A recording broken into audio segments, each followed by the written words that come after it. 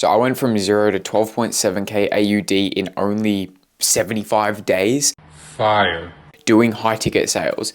This is a free coaching call that I did inside of Born to Close, and it was purely on the mentality that carried me there. That's helped me my whole life through struggle, through hardship, grow into the best version of myself. Honestly, when you watch this, please don't just watch this and put it as background audio. You can, so it can subconsciously teach you things, but I think the most productive thing you can do is take notes. Write down things that stuck out to you. And on top of that, take action, because there's no point listening to a YouTube video. Like, legit, if you're just going to listen and not do anything, don't even watch this video. Don't waste your time. Don't procrastinate.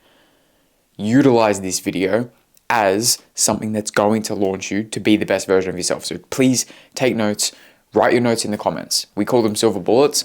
So write your silver bullets down, your golden nuggets, whatever stood out the most to you. Write your action steps, put them in the comments, enjoy the video, and let's get it. This can either be interactive or you guys can sit in silence. Which one do you think would be better in terms of learning? Interactive for sure. Good shit, man. Yeah, Let's do 100%. that.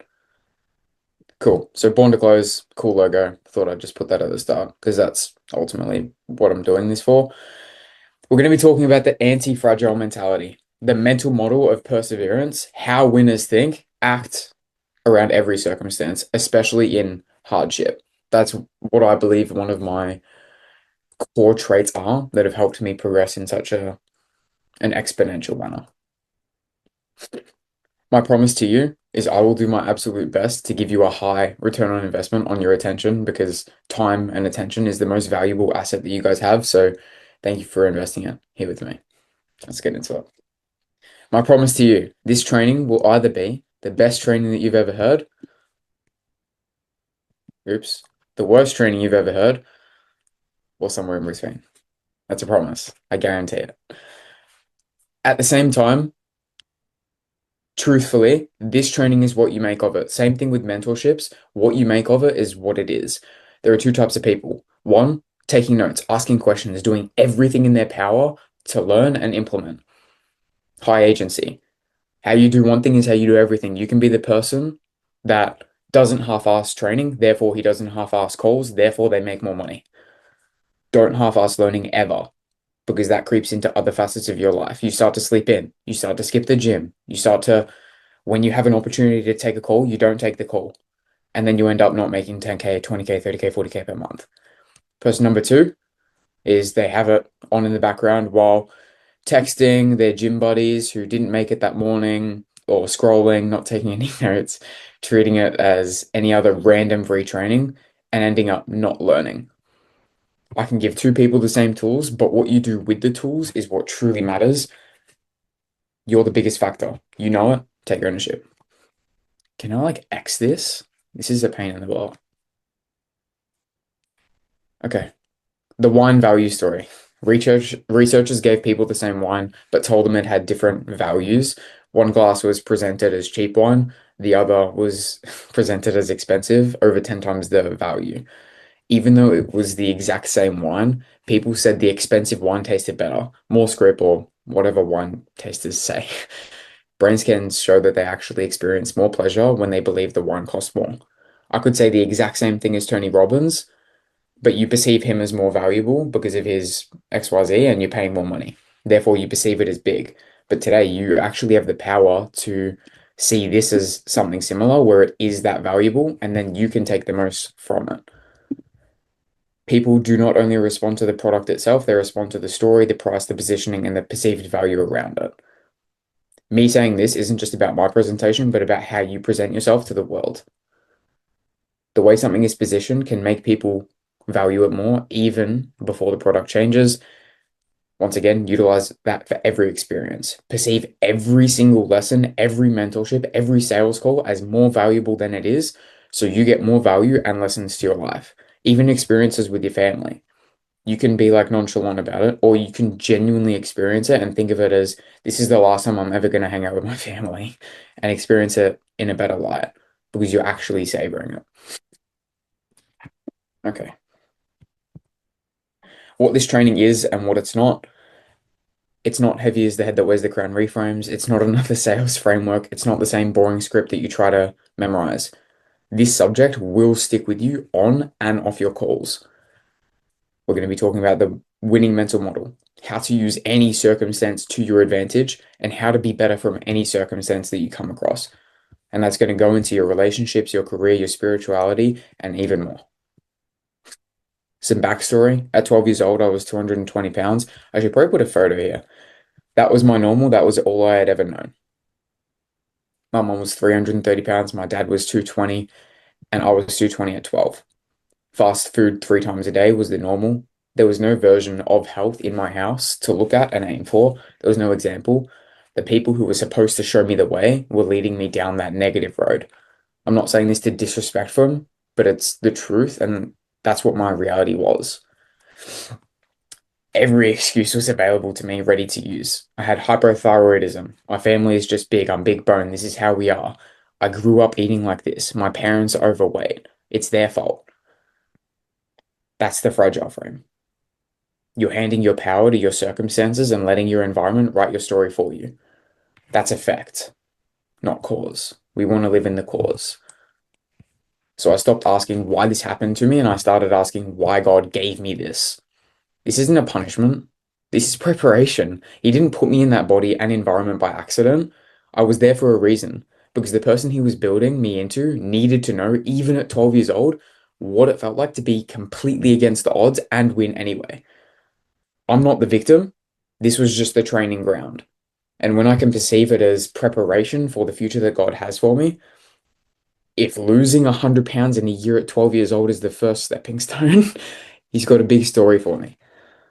Whatever you believe in, whether it's God, whether it's the universe, whatever, it's more about utility. And if you can believe in some higher power looking out for you, it's only going to serve you better.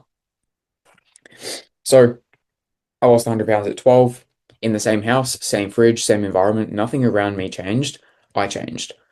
I reversed conditioning that most grown adults choose not to reverse in their whole life. Not because I had better resources, a better family, or an easier road, but because I changed the frame, the mental model that I was operating from. If I could do that at 12 with nothing but a decision, discipline, and faith, what on this earth can actually stop me? Through Christ, nothing. I can talk about how great I am, but I truly believe that it's through Christ and his strength. But regardless of the point, it's that 100 pounds wasn't just lost weight. It was proof of what I am genuinely capable of when I put my mind to it. I became someone who knew at 12 that I could do whatever I wanted to. And that confidence and evidence that I've given myself has never left. And that's why I'm able to do what I can now, where 90 days into sales, it's not even been 3 months. I'm doing what I'm doing. He didn't give me that battle at 12 to break me. He gave it to me because he has a destiny for me that requires someone who has the discipline and the mentality. This was my XP, my early training, my first proof that the frame you choose determines the life that you get. Type a 1 in the chat if you've had an experience over the past few years that have been so ridiculously hard, but you've come through and you're better because of it. Good stuff. And if you can get through that experience, what's a sales call? Nothing. You've got your own version of 220 pounds, your own environment that was setting you up to fail, your own family story, your finances story, your circumstances. That can be your excuse for the rest of your life, and no one's going to argue with you except for me. The question isn't whether you had it hard. The question is whether you are going to let it be your excuse or your evidence of being great. And that's ultimately a choice that you get to make. The definition of anti-fragility. This is like what Google said. Systems that thrive, grow, or improve when exposed to stresses, volatility, risk, and disorder. How can I put this at the top? Do you guys know how I can make it like this? No. That's fine, mate. I reckon I can do that. That's way better. So fragile means you break under pressure. Anti-fragile means you get stronger from pressure. Pressure is created from diamonds. Think about your bones, your muscles. Jack knows a thing or two about that. your immune system, they all need stress to grow. You take the stress away and they get weaker. You need to operate from that same frame. Pressure, hardship isn't the problem. The way that you deal with the problem and the pressure is. Same thing with people on the calls. They're on the call to lose weight for a reason because they've dealt with pressure a negative way. There are two types of people. Reflect and take notes on which are you operating as currently. If you're fragile 1% of the time, then you are operating in that frame. You can't be, oh, I'm like 20% fragile and I'm 80% anti-fragile. If you're 1% of fragile, you're always that person until you choose that every single thing you do is purely anti-fragile. It's a decision that you make. Fragile means that you avoid hard situations, you break at setbacks, you need comfort to perform, and then you blame circumstances. The reason I'm not making 10K per month is because my mental is shit, is because my lead quality is low, etc. That's fragile. Anti-fragile seeks hard situations, grows from setbacks, adapts from pressure to help them peak, uses circumstances as fuel. I want to tell you a quick story. I've been doing this like self-improvement stuff for years, and when I was younger, when I would do my 9 to 5, I used to work at a grocery store and we'd leave at like 4:50 a.m. to get to my job, and my dad would go carpet laying and I would go to my job and he'd drop me off on the way. There was one particular day where my mum gave me the option of her driving me down. I was like 15 at the time, and that was in a nice warm van, warm ute, where there was heating, really nice. It was -3 Celsius degrees, so it was cold. And then the other option was to get in my dad's van that doesn't have a heater. It's a van, so it's refrigerated and it's cold in the van than outside of the van. I legit thought in that moment, what would the future version of me be happier that I did? That I went in the comfortable route or that I chose the harder route and I feel good because I overcame something difficult. I chose the van, even though it's illogical. My mom's like, why would you go in the van? You don't understand. So every situation that you have, no, you can do that. When we walk down the stairs with our luggage. Exactly. Bro, that was ridiculous. So we went down, what was it? Like 17 stairs of flight. Anyway, we're in a very tall Bro, the building. first day we met, Yeah, like bro. Good impression, isn't it? yeah. So basically we're in this mad hotel and it was high and what we could have gone down the elevator or we could have gone down the stairs. I had a backpack, a normal carry-on bag, and then my massive like 22 kilo thing. Instead of going down the elevator like normal people, Nick and I were like, should we go down the stairs? Yeah, let's do it. It's a harder choice to make, but it grows you as a person. So you seek hard situations. If there's a pretty girl, look, it's like, okay, let's go talk to her, even though I'm nervous. And then as you build that muscle, then you're going to be more capable.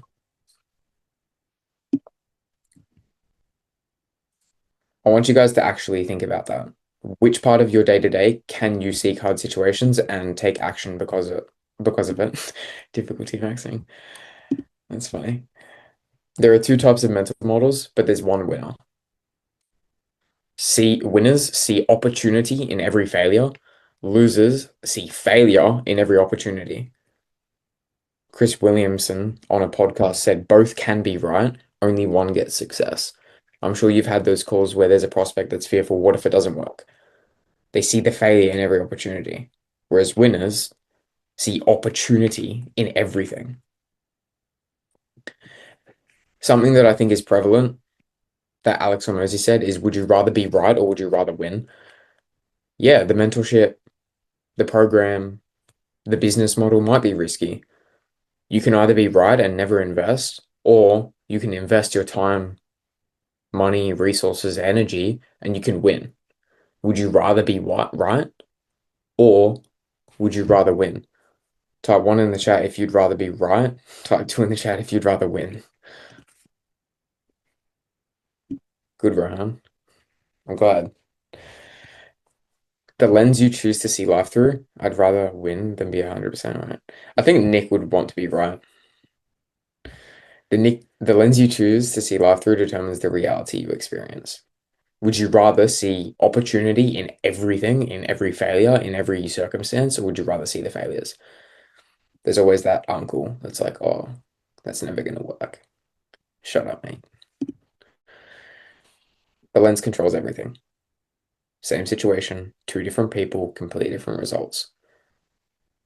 You could have normal vision, or you could have 20/20 vision, or you could have blurry vision. What I think about prospects who are on the call is they have a blurred vision, and it's my responsibility to help them put on the right vision, the winning mental model, the right lens. Fragile, one person loses a deal, they spiral, they avoid their next call, or they let it carry on to their next, and it affects them. Anti-fragile, the other person loses the same deal, they realize it's another stripe on the belt. Then they ask what went wrong and how they can improve, and they come back stronger because of it. I'm not going to lie. When I started sales, I think 2 weeks in, I had this really bad day where I lost a deal. I was practicing three different frameworks at the same time. One was VShred, one was Born to Close, and the other one was the one that I was learning from my previous sales manager. And I didn't feel like I knew anything. And it went into the next call, went into the next call, went into the next call. And at the end of the day, I was just like, am I even cut out for this? Type one if you guys have had that day as well, where you don't even feel cut out for it. But then going into the next day, I was like, okay, what did I do yesterday? How could I change that? How can I be better from what I've done and ultimately learn because of it? The only difference was how I chose to see it and act from it. Your lens is a choice. So if you are in the fragile mentality, the fragile frame, why are you choosing a lens that doesn't serve you? Nick, am I cooking right now? Of course, bro. Of course. Good stuff. When bad things happen, every negative experience gives you a choice. You don't always choose what happens to you, but you do get to choose what you do with it. Fragile people let negative experiences shrink them. Anti-fragile people let negative things build them. Same event, different person on the other side of it. The choice is yours.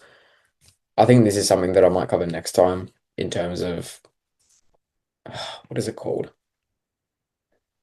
Alex Hormozy talked about it after his mum died, and it was about mental perseverance or something along those lines, where from a bad experience, you can either let it damage you and be traumatized by it, or you can let it build you. And then there's also how long your fuse is, how low you drop, how long you stay there, and then how you come back. And the most mental adept people, they have the longest fuse. When they go down, they don't go down low. They don't stay there for long, and then when they come back better. What a fragile person does when something goes wrong. Operating from the frame of effect, not cause, but victim. The world's happening to me. They ask why it happened to them. They avoid the situation next time so it doesn't happen again. I'm not going to go talk to that girl because the last time I talked to someone, I got rejected, and then that holds them back from meeting their future wife. They carry the story as proof that things go wrong for them and use it as an excuse. I'm sure we've all met that person where it's like, yeah, I mean, I tried that business model, but like XYZ happened, and that just means I'm never going to be successful. Or I tried to lose the weight, but it didn't work because XYZ. Therefore, I cannot lose weight ever in the world. It's impossible. Number four, they get smaller, more careful, less willing to try. The bad thing did exactly what bad things do to fragile people. It broke them.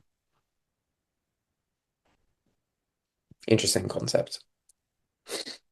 On the flip side of that, what the anti-fragile model does for you and what you will do with that when things go wrong.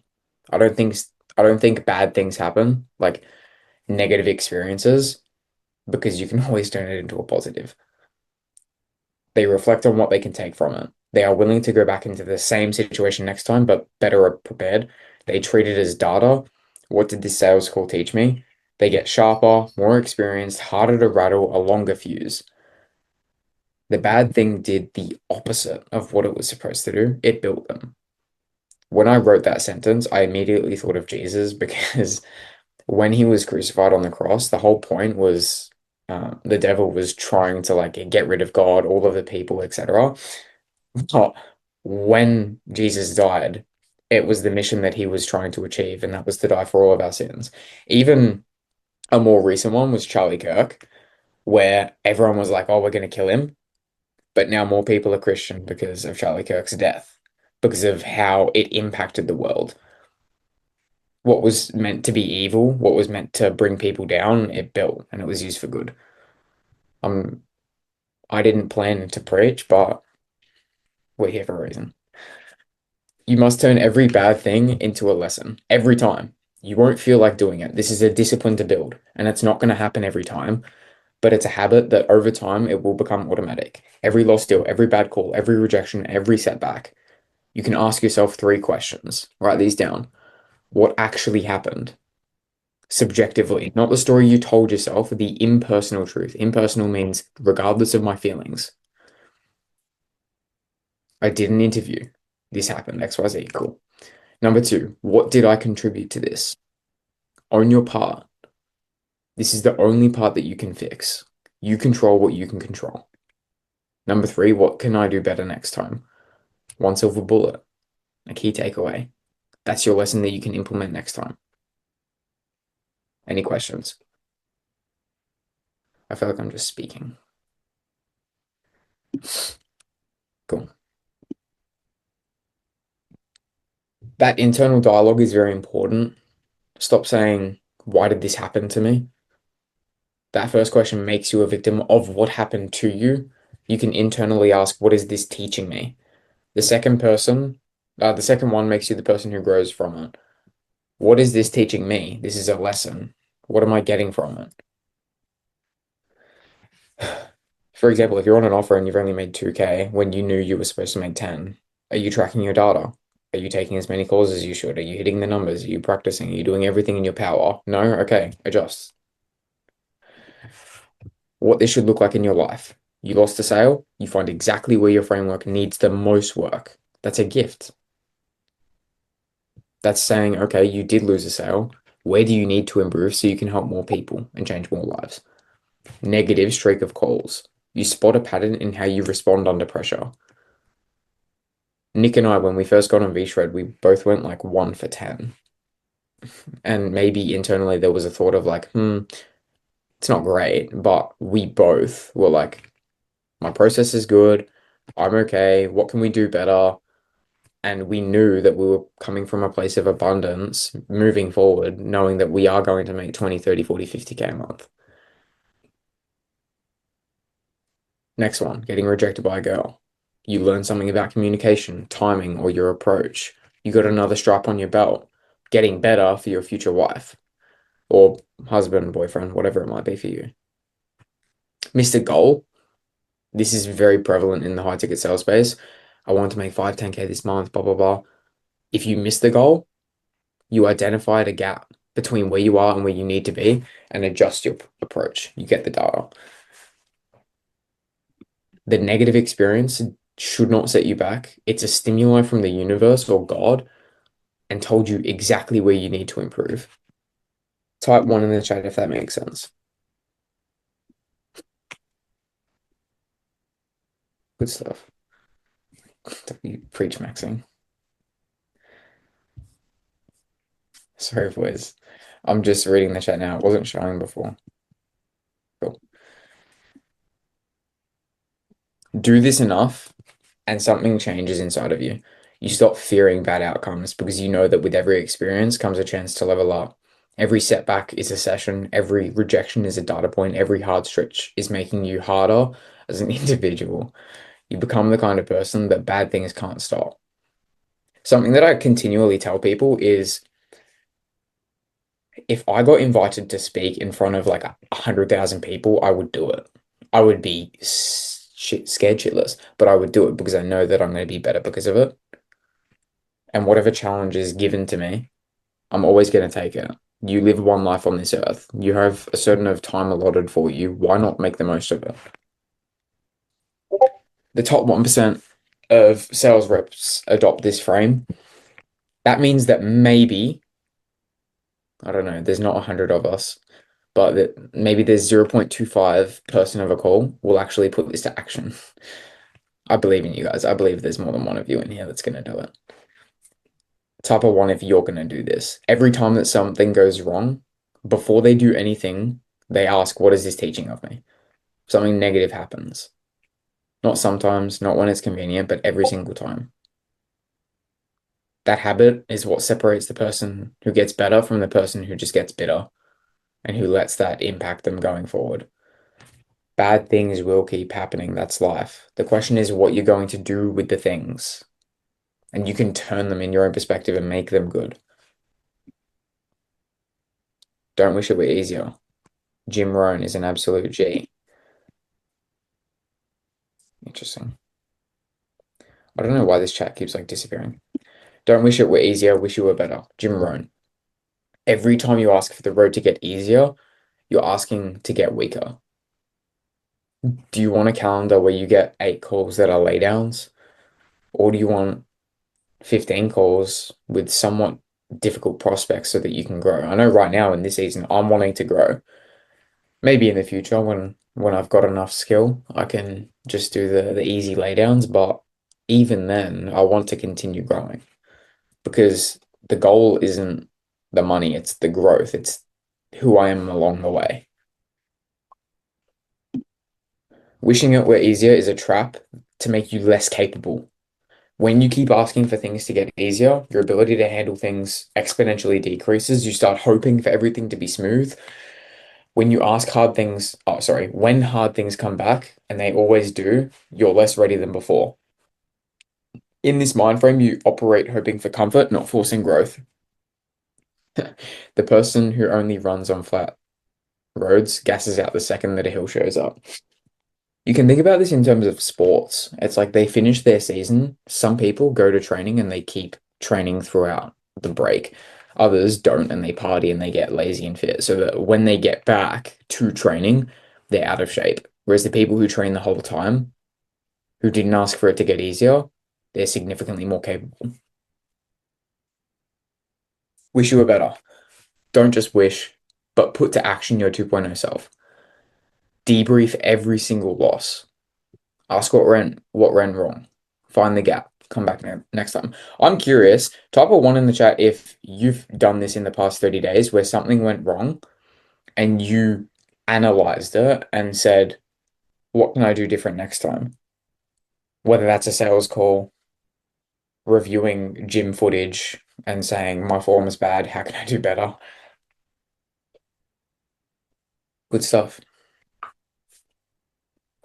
Cool. So you can debrief every loss, then study every single day. If you're not progressing, you're regressing. My schedule is 12, like, depending on the call volume, 12 hours of calls, 2 hours of study, 2 hours of gym. That's my life.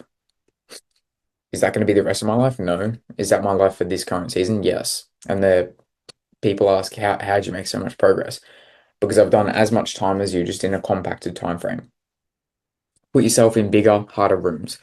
Easy environments produce easy results. Go where it's uncomfortable.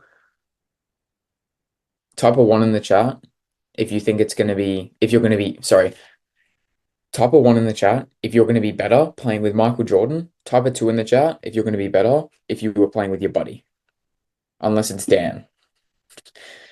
Dan's my buddy. He's better than Michael Jordan.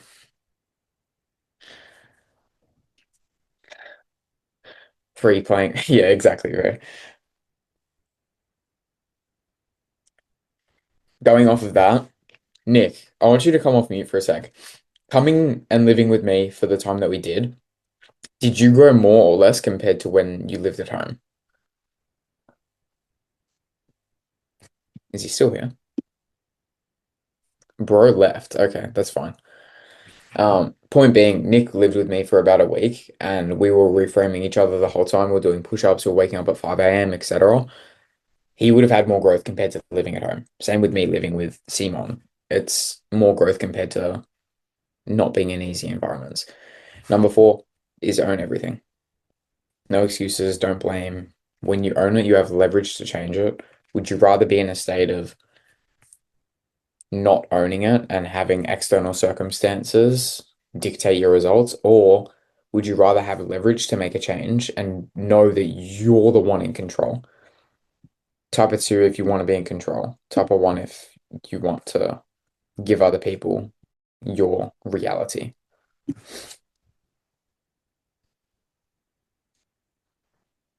By the way, guys, I hope you're writing silver bullets because I'm gonna ask at the end for you guys to just put in your silver bullets. Next, volume negates luck. I'm sure you guys have heard this. This is all encompassed in the anti-fragile mentality, by the way. At 10 calls, 8 rejections can ruin your whole week. At 100, it's just data. Luck is what happens when you put yourself in positions to be lucky. More reps equals a higher likelihood of being lucky. Volume plus time makes the outcome inevitable. Jack, if you are applying to roles, if you apply to 15 roles a day and you're using the right strategies and you're improving yourself and you're getting better, you're going to land a goated role. It's impossible to not. You can't sit around waiting to be, this isn't to you, Jack, but you can't sit around waiting to be a good closer. You have to take calls, you have to practice role plays, watch reviews thousands of times to even come close to being the best closer that you can be. If you're being idle, you're regressing. The math of persistence. 10 calls, 30% close rate, 3 closes. This is something that what's his name? Tommy talks about. If you want to make more money, take more calls. If you take 200 calls, you get 60 closes. Same close rate, more closes, volume negates luck. If you take 10 calls per day, I can guarantee, even if you're the worst sales rep ever, you're closing 1 to 2 calls. To be fair, the more calls you take, the better your close rate will get to a certain point until you reach burnout, which I don't believe exists. Luck is a byproduct of volume. People on the outside call it luck. I believe that luck is when preparation meets opportunity. I think David Goggins said that, meaning that with enough conscious reps and getting more volume, you make yourself lucky. You force luck. Every time something good happened in your life, your career, etc., was because you were in the right place at the right time. But that wasn't random. It was because you showed up enough times. For example, calls, get through the first 100 calls as fast as possible. AFAP. I wrote that down. I was like, as fast as possible, like ASAP, but AFAP. Another one is you already knew this journey was going to be hard. Type of one, if you thought sales is going to be easy. Type of two, if you thought it's going to be hard. Martin, good shit. I like it. Okay, so everybody thought that sales will be hard. You've got 3 variables. You've got time, pain, and then loss, let's say. Months of sacrifice, years of work, calls that strike a chord, moments that hit deep that it would impact others, times where you think, is this even for me? I've taken 5 calls today and I've closed 1, but I don't even feel like a good closer. Am I even cut out for this?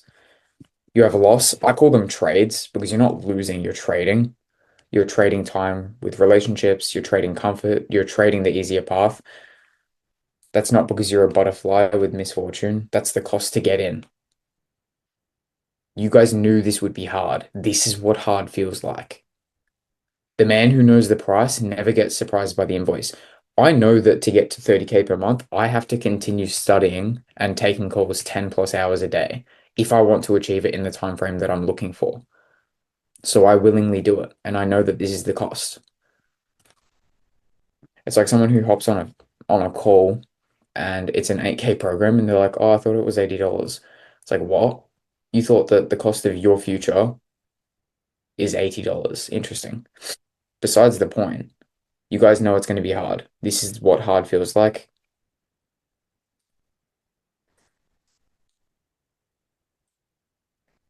Most people are shocked by hardship because they never thought about the cost in the first place. The moment you decide to make an impact and go after something real, the invoice gets sent. The difficulty increases. You get to choose how you respond when it arrives. The person who already knows what it's going to cost doesn't flinch when they pay it. They just execute. They pay it faster because they know what's waiting on the other side. For the people who are in Born to Close, when we're doing the 100 clicks of objections, the best people are just doing them first thing in the day, getting it out of the way. They know that that's what needs to happen. The people who procrastinate, they keep pushing it off to the point where they're doing it at the end of the day. They don't feel good about it. It's digging into their sleep. They still have to pay the same costs as well. Procrastination is interest. The fun part is you don't have to pay it. The work doesn't disappear. You just continue to pay interest on it. You avoid it, it compounds, it costs more. You still have to do it to get the result. You still have to do 1,000 sales calls total to get the result. You're just delaying it. Every hour you avoid it, the task doesn't get easier. The water never gets warmer. It's the same thing with a cold plunge. If you wait 5 minutes, the water doesn't change in temperature. It's your prerogative to execute. Sitting still while the clock runs is still making a choice, a conscious choice to avoid growth. A lot of people think that, like, no, I'm just waiting. That's a conscious choice to not make progress, to not reach your goals. There's something Lockie says. If you're not changing it, you're choosing it. If that makes sense. So if you're not changing your skill level in sales, you're choosing your current skill level. No matter how long you wait, the work still needs doing. Brazil, fuck Brazil, G. Why, bro? Okay. Nah, Brazil is dead, fam. What? Nah, it was crazy. All right, the He Brazil slander. We'll No, get no, back no. to it. Yeah. Cool. Yeah, you're right. Sorry. As the topic of being the work doesn't disappear, you just continue to pay interest on it. That can also tie into investing into skills. Every single month that you don't know how to make 30K per month, whatever the balance is between you making 30K per month is how much you're losing every month. I had barely any money to invest into Born to Close, so I went 12 grand into debt because I knew that if I wasn't making 20K per month, I'm losing 20K per month. So of course I'm going to pay 12 grand because I know that I'm going to make 20K a month plus. It's food for thought. There are two choices of costs. Cost of avoidance, stress, guilt, losing momentum, opportunities you never took, the slow erosion of your own standards, that eats it, a man, and some women too. Negative downward spiral, but with friction. And then you've got the cost of execution. That's effort, discomfort, time. Your 20 objection handle practices in, and there's a bit of friction. It's a bit of a pain in the ass. Short term. There's a period of resistance that you push through. But on the other side of that, just like a rocket going through orbit, it's a positive upward spiral with friction as well. There's friction on both sides. There's hardship on both sides. You get to choose which one it is. Consciously pick your cost. You're paying one of them either way. If you're avoiding, consciously choose that and be like, you know what? I am avoiding it, and that's what I'm missing out on. Don't be blind to your costs. Jesus's brother, James, I love the book, The Goat. He says that hard times are growth periods. Breaking down why hard times are actually growth periods. One of my favorite Bible verses. Whether or not you're religious doesn't really matter because it's still applicable. Consider it pure joy, my brothers and sisters, whenever you face trials of many kinds, because you know that the testing of your faith produces perseverance. The testing of you in hard times produces perseverance. Let perseverance finish its work, get through the hard season so that you may be complete, not lacking anything. Faith in this particular context for you can be skill, character, and oneself. Testing of your faith yourself creates perseverance, which creates completeness and growth. Trials aren't a detour. This is the road, and this is the path that needs to be taken if you are actually going to be the highest version of yourself. Type a 1 in the chat if you want to be the highest version of yourself. Good. Going off of that verse, blessed is the one who perseveres under trial, because having stood the test, that person will receive the crown of life. Once again, that can mean many different things for you, including 50K per month, retiring your parents, quitting your 9 to 5, moving countries, not having stress. The hard times are not happening to you, they're happening for you. This isn't about delusional positivity or sunshine and rainbows, but instead it's a decision about how you see what's in front of you. Every person who made a huge impact had a season that would break most people. The resistance was building the person, the pressure was shaping the diamond, the pain was producing something worth having. You don't get a great story without having hard times. Who's had a hard season where through that season they became better because of it? Type of one.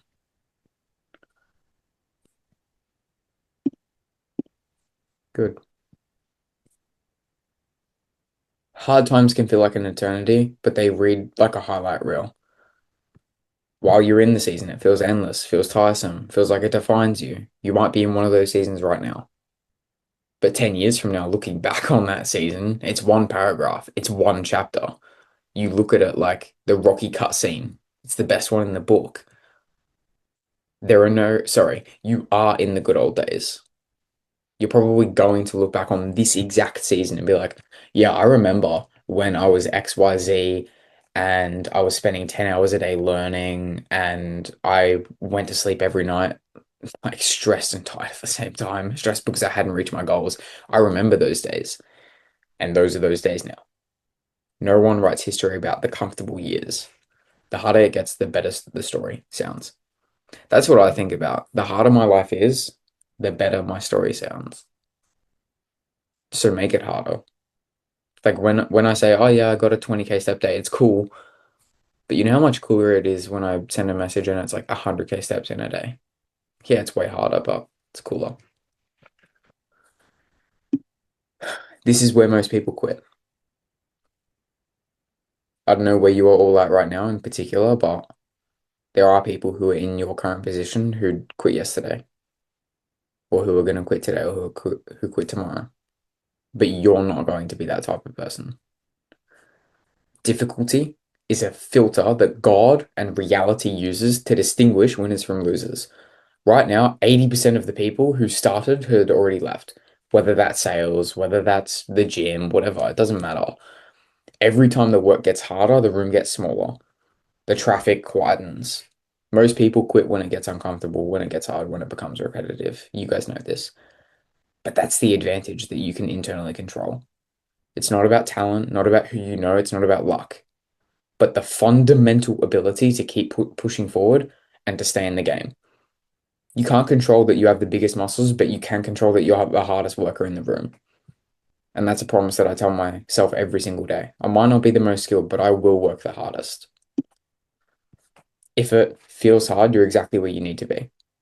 100% start, 80% quit when it gets uncomfortable, 50% quit when it gets painful, 20% quit when the sacrifice is too much.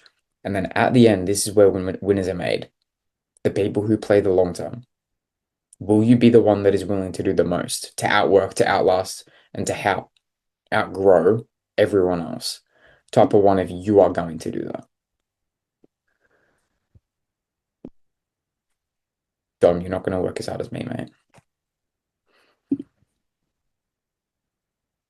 Where's the lashback? Good stuff.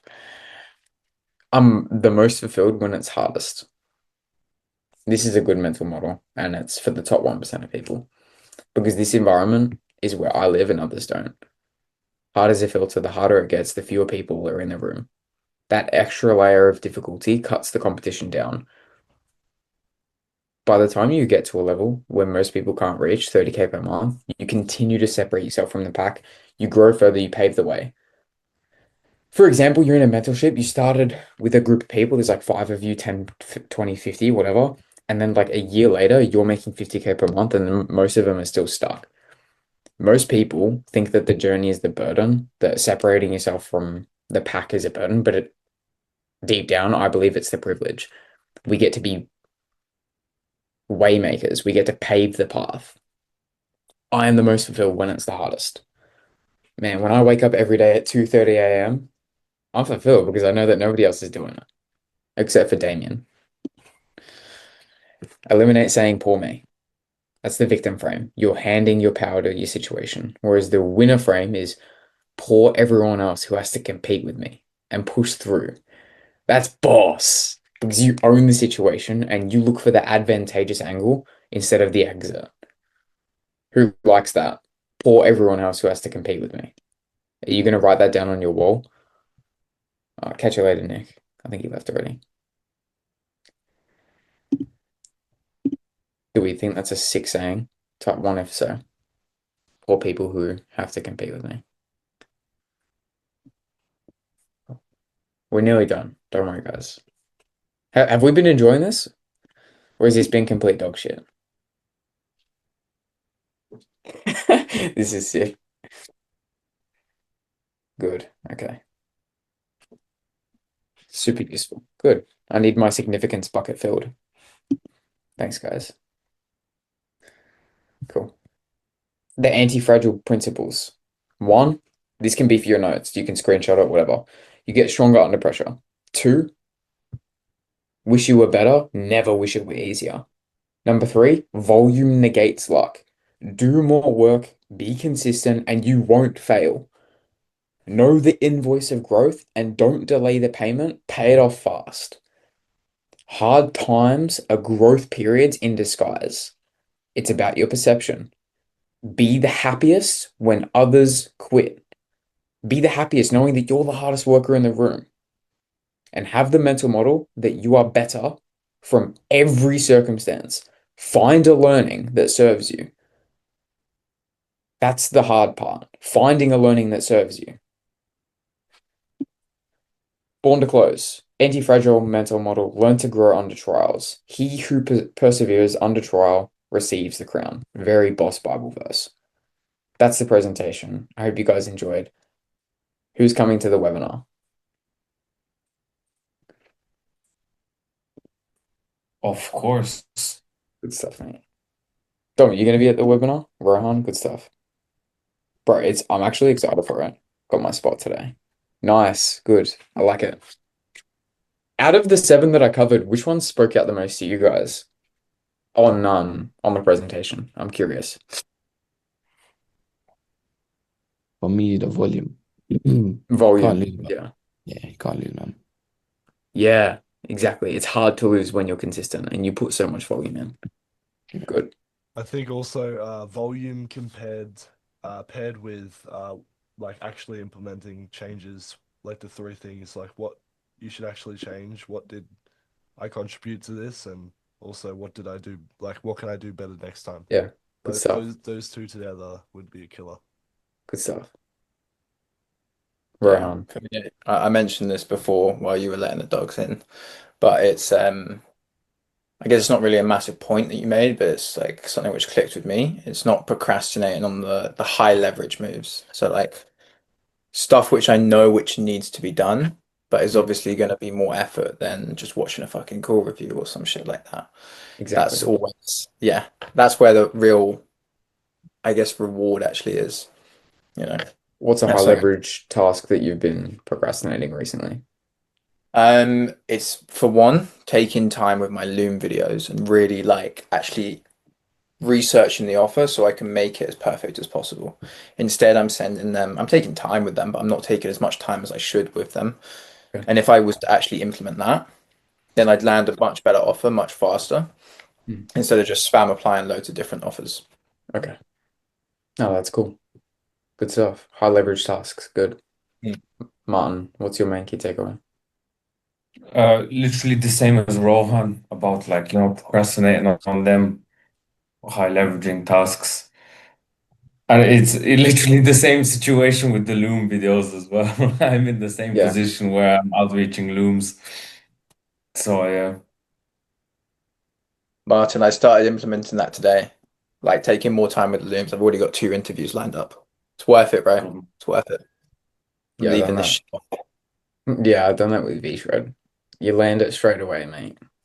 I Hmm. land it straight away, not you. As in the external like language. Of course. Blake, what was your number 1 takeaway? For me, it was definitely wish you were better, never wish it was easier. Mm. It were easier. I've never heard this before, and as soon as you said it, I kind of like I don't know, it just made me smile because it's true, and I have noticed from myself as well that I usually tend to seek what's easier, and I Mm. know that's the wrong thing to do because it's more comfortable. So I'm trying to get in a state where I seek more uncomfortable things because just like you mentioned at the beginning here, like that anti-fragile people seek hard situations. So that's what I'm definitely gonna try to implement. Sick, that's good. I like it. And it's a different frame because if you seek the hard stuff, you find that it's not as hard as you originally thought. Yeah. And I've noticed that I feel much better when I do the hard things. Yeah, Just like you that's mentioned, good. like at the beginning with the story with the van. Yeah, I'm going to challenge you to a cold shower every morning, 5 a.m. No, that's good. Mil How do I pronounce your name, mate? Is it Milorad? Yeah, that's correct. Or Good stuff, Milo, mate.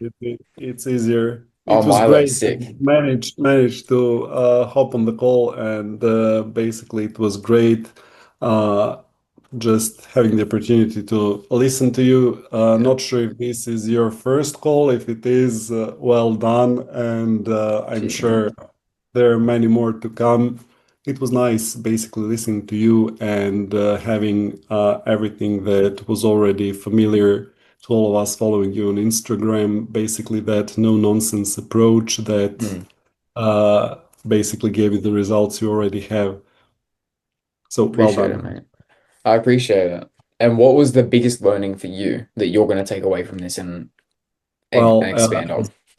no, as most of the guys here already told, it's always that thing you need to do, but you keep avoiding it. And yeah, for me, I mean, the whole last year for me was on and off. I joined the board to close probably, I don't know, it's maybe even a year, didn't do a thing. Then on the other side of the spectrum, there's you. There are a lot of Mm, new guys in the program, really high caliber guys. So you see, it is possible. I mean, when it comes to some circumstances, you always have to deal with those and basically make the room for what's most important. mm, So for me, that's I mean, haven't given up. So it's time for role playing, applying for jobs, and get the shit going. good stuff, mate. So really Because great and inspirational seeing you, especially with all the results, and well done once again. appreciate it, mate. It's like a snowball. As soon as you get that moving, catch it, Dom. Um, then it just exponentially grows and increases via every Yeah, step. and it becomes easier as it becomes your habit Exactly right. to do what's right. Yeah. Yeah, that's good. Minerva, biggest learning. No, I'd have to say the same thing that Blake said about like don't wish for things to be easier. Be glad that they're harder so that way you can, persevere through the hard things and then the easier things are easier for you.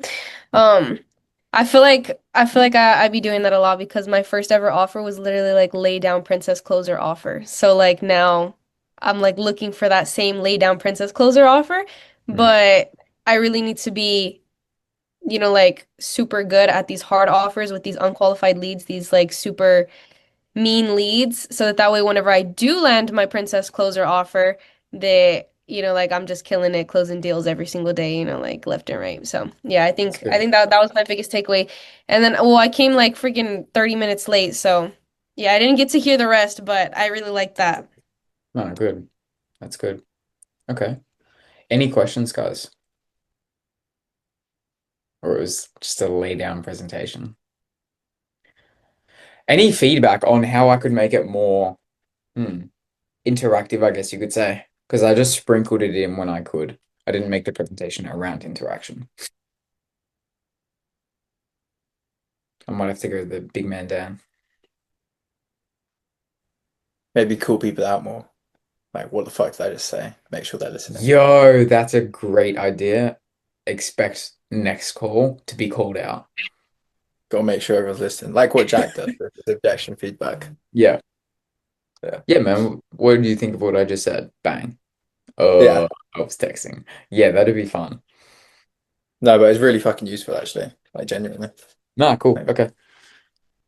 Awesome. Well, guys, if that's all, I appreciate you coming. Expect more and more and more. I expect more and more and more from you guys. And let's crush it. Catch you later.